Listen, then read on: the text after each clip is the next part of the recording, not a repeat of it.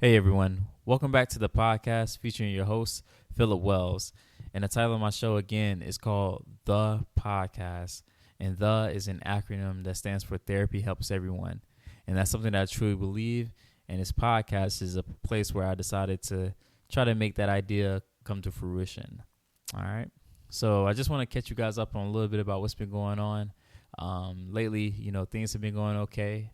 A little stressed at work, but I think everyone and anyone can relate to that. Also, just trying to take things to another level. Partnering up with different offices here in South Florida in order to broaden my horizon and also broaden the scope of my private practice. And you can check out my private practice at theplayerscoach.net. And also don't forget to check out my Instagram, The Players Coach LLC. So really that's it. Just trying to become a better person each and every day, and specifically just trying to become a better therapist. So thank you guys, and let's go ahead and jump into this episode.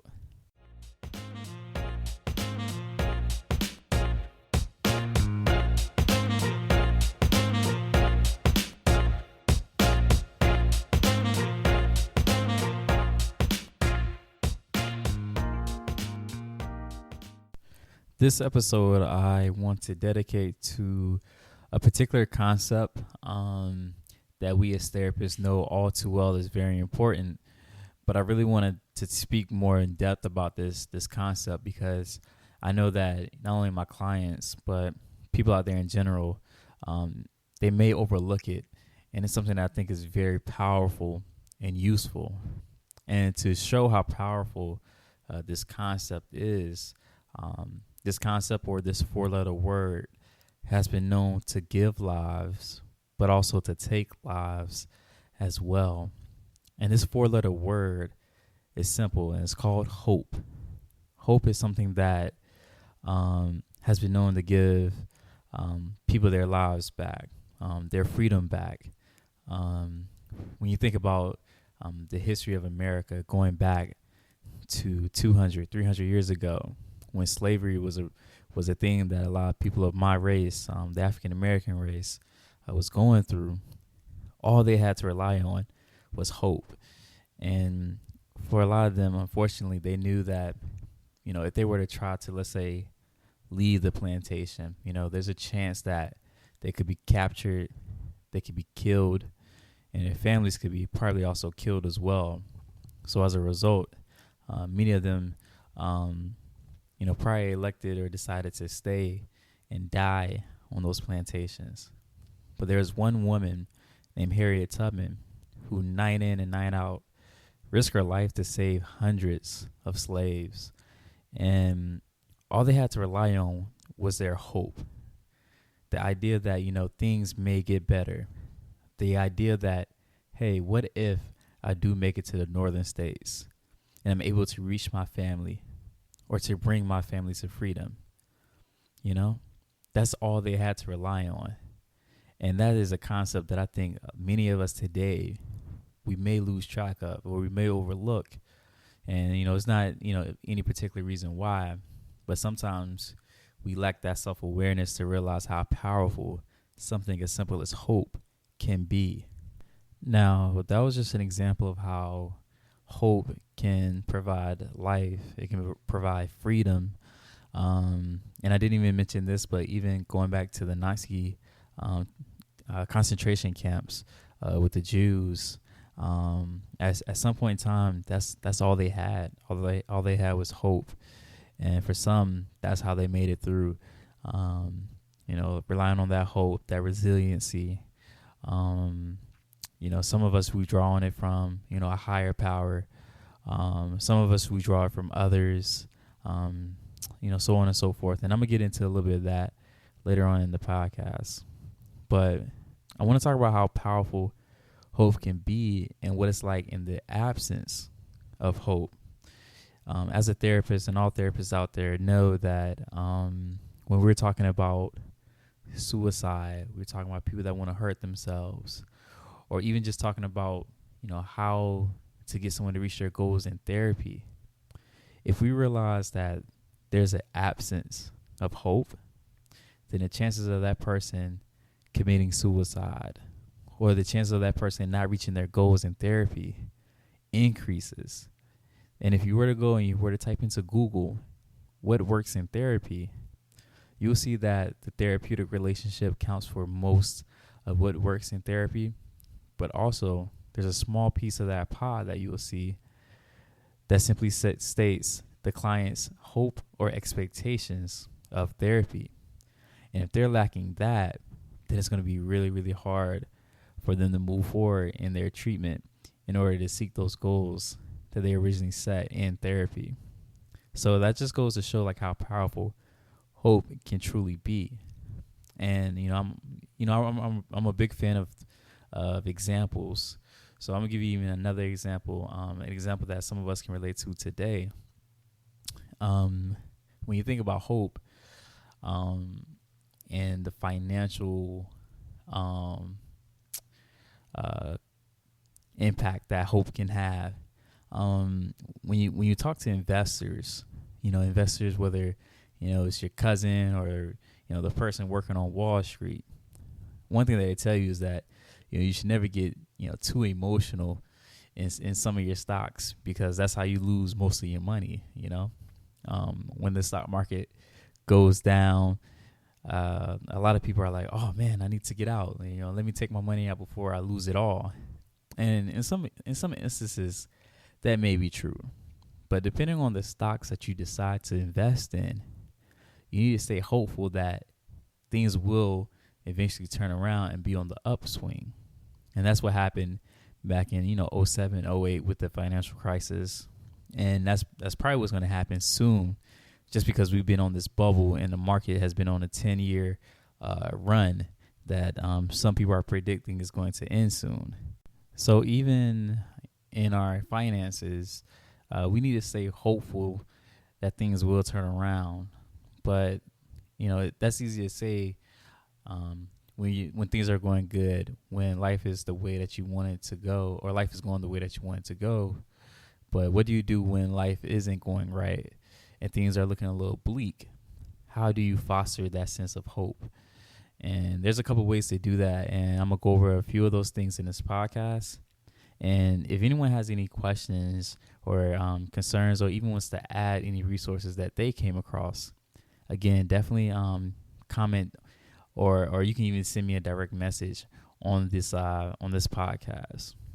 But one way to develop a sense of hope is to remember all the past successes that you have had and some of the anxieties that you may have had before you've had those successes. So I'll give you an example. For many of us, or for some of us listening to this podcast, you may hold some form of a college degree, whether it's an associate's degree, bachelor's degree, master's, Ph.D., whatever the case it may be. And for a lot of us, before we enter into that program, into that school, a lot of us may have had some anxiety, a little bit of doubt, a little bit of, hey, like, is this something that I really think that I can accomplish? And I know I'm one of those people who thought that. But, somehow, some way we've managed, because at the end of the day, us as human beings, we're very resilient. At the end of the day, we've accomplished so many goals that we've set for ourselves in our past. And sometimes we get so caught up in the things that aren't going right that we forget about the things that have gone right, the things that we have worked hard for, the things that we have achieved. And sometimes it's even a good idea to write down all those successes that we have had in the past and then put them in a box, or to type them in our cell phone in our notes. Whatever it is, to try to keep score, keep count, because all too many times we have this negative mindset because we're focused on fixing the things that aren't going right. And we forget about all those accomplishments that we've already had in the past. So, some people may call this reflecting. And I actually think that's an accurate way to label that. So by reflecting on the past, that's actually how you will gain some hope, some trust, some optimism into the future. Because as they say, history truly does repeat itself. Okay? So another way to foster hope. I simply want to ask you, or ask yourself this, like, how are things going right now? At this moment, as you're listening to this podcast, how many things are going right for you? Seriously, ask yourself that question. How many things for me at this point in time are going the way that I expected? You know, and I'm pretty sure you can name off, really, if you really wanted to, you can name off 5, 10, 15, 20 things that are going right for yourself. And just like I want you guys to reflect on the past, I want you to reflect in this moment and be present in this moment, and to gain, again, that self-awareness. That's something that I'm very big on, very big on self-awareness. Because at this moment, there's a good chance that for some of you, things are going good. And that's how you remain hopeful about the future, because somehow, some way, you've managed to get to this point.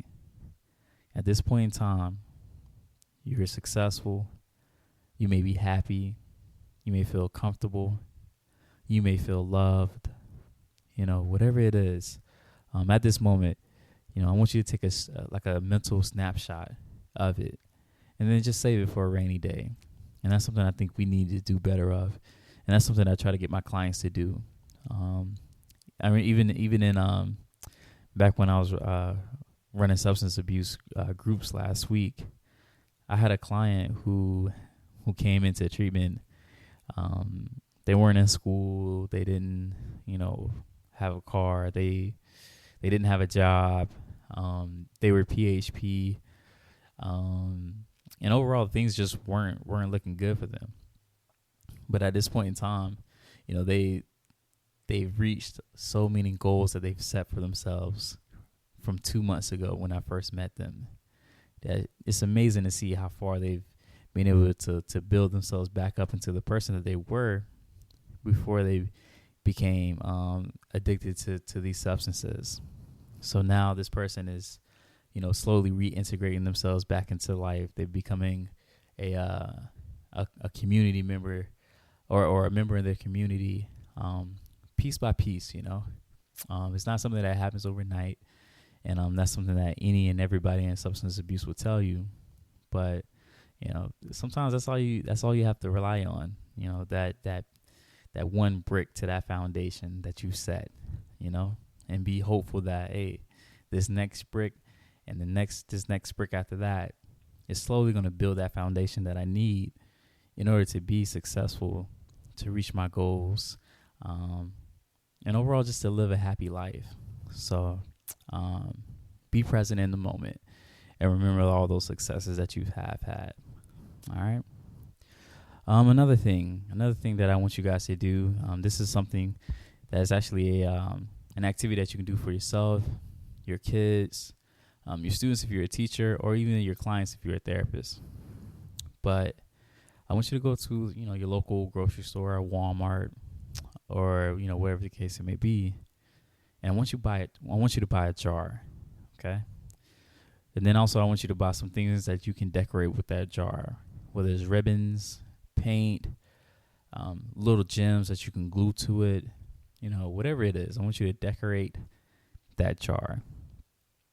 And then what you're going to do is, you're going to write on little slips of paper things that you're grateful for. And you're going to put them into that jar. And you're going to do that for over the course of 1 month. Okay? Now, ideally, I would truly love for you to be able to do this once a day, because that's something that we should be practicing daily, is our gratitude. Because it's that gratitude that's going to make you hopeful, or that's going to get you hopeful about the future, about the things that you're going through, by reflecting on the things that you have been gracious for, the things that you have had in your life. So once a day, you can just select one thing. You can just write one thing. It could be something simple as, this cup of coffee that I got from Starbucks with my name on it, because the cashier doesn't spell my name right. It could be something that small, that frivolous. And then you can slowly start to write other things such as, whether it's your family, your friends, your job, the roof over your head, the loved ones in your life, being grateful for the laughter that you share for 2 minutes with some stranger. You know, you can make these very, very specific.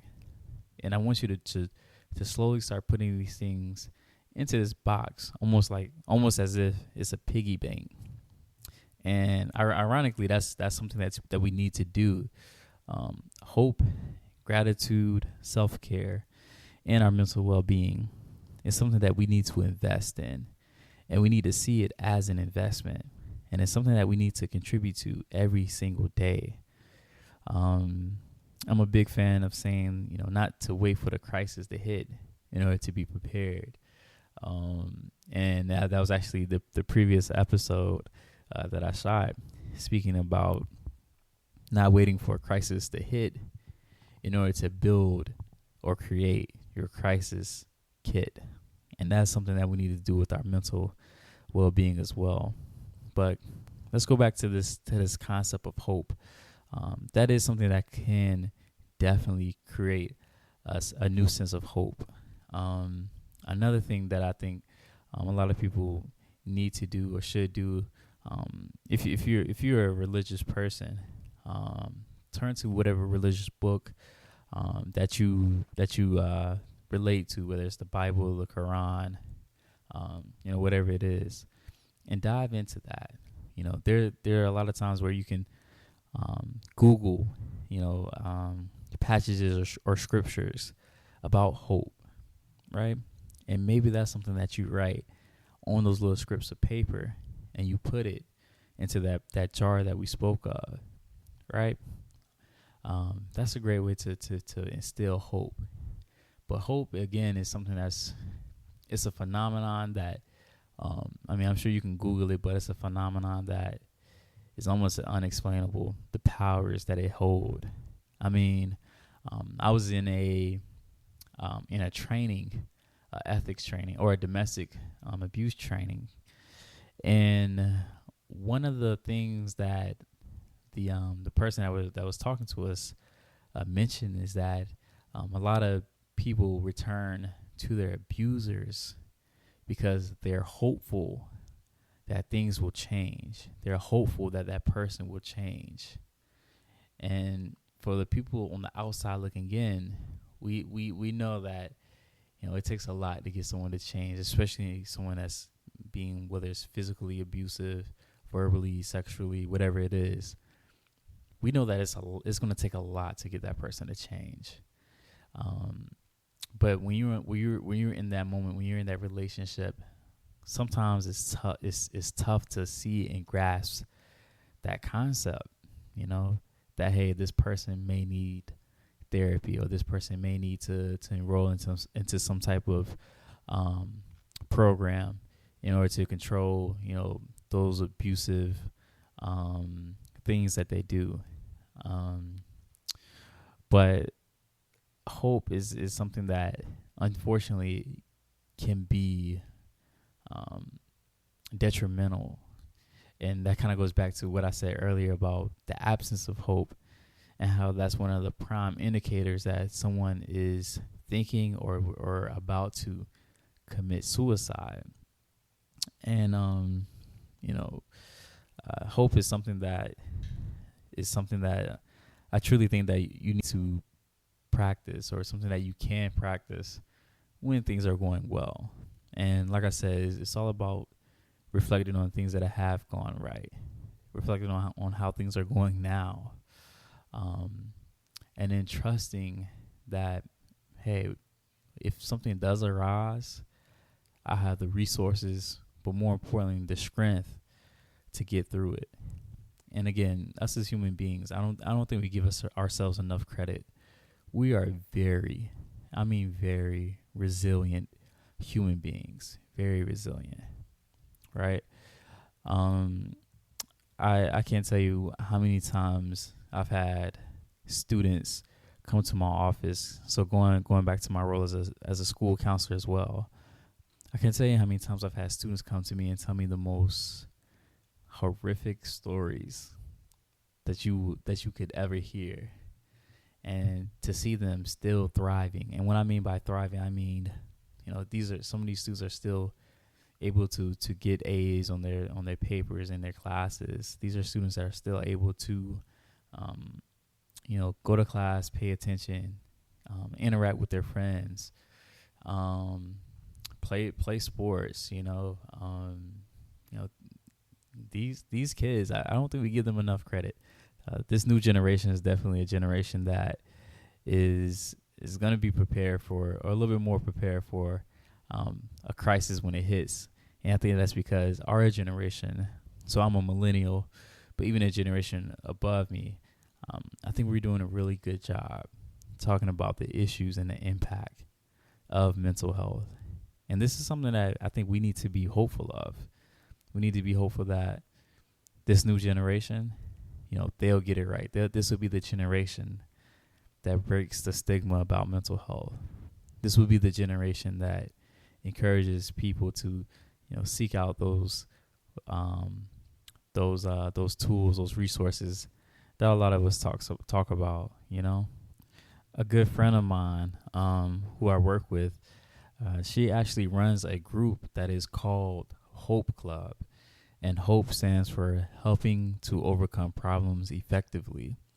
And this club is one of those resources that I spoke of that our students are beginning to use.